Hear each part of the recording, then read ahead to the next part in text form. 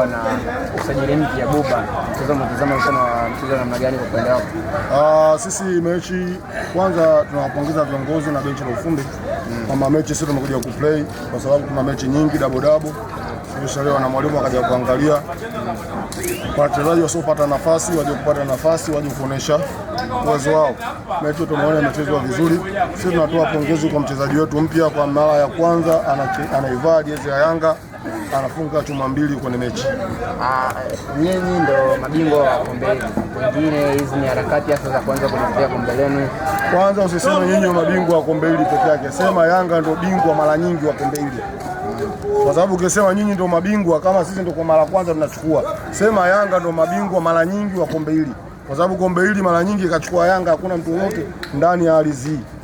Sasa hii Yanga wachukua mara 5 wakipatia na watani na tatu. Ndo mara nyingi hiyo. Maana sikashachwa 2. Na hii tunaenda kuchukua maana anaenda kuachwa mara 3. Kama mna mpango na kuchukua na hili. Shehe wangu sisi tushatoka klabu bingwa. Akili zetu zote zipo kwenye ligi. Sawa. Na kwenye CRDB. Na kama unaona timu inavyocheza kibingwa unaijua. Kila mtu anapokuja ndivyo anavyopokelewa.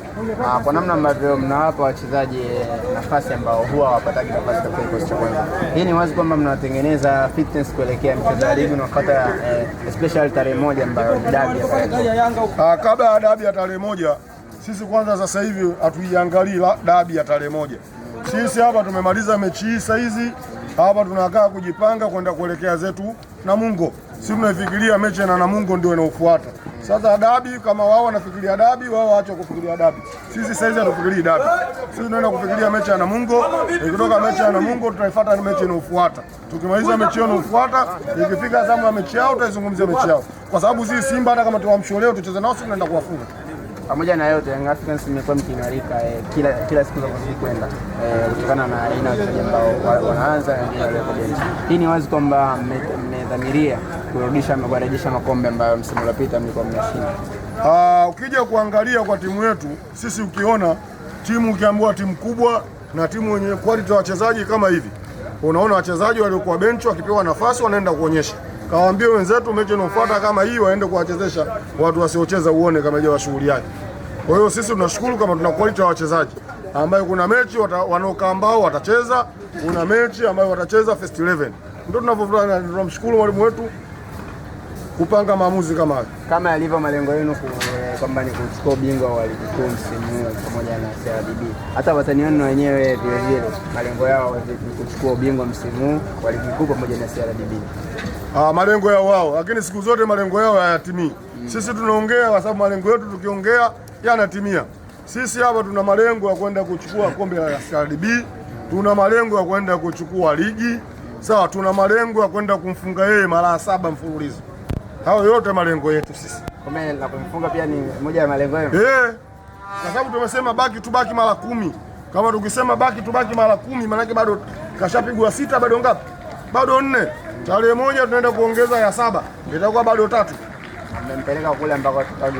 Shehe wangu, kwanza sisi tunawapongeza viongozi wa Yanga. Sisi mashabiki wote tulikuwa tunaomba mechi iende kuchezwa uwanja wa New Amani. Maana machinjioni. Viongozi wetu wamesikia mechi, wameenda kuipeleka kule. Sisi tunajua kabisa mechi inaenda kuisha kipindi cha kwanza. Mapema tu. Natumaini kipindi cha kwanza New Amani mashabiki wa Simba wanaenda kutafuta boti ya usiku kurudi nayo. Nao wanadai wana vitu vya kujivunia kwa sasa. Shehe wangu, kama angekuwa na vitu vya kujivunia singeanza kuogopa kwenda New Amani. Sisi tunawakumbusha tu.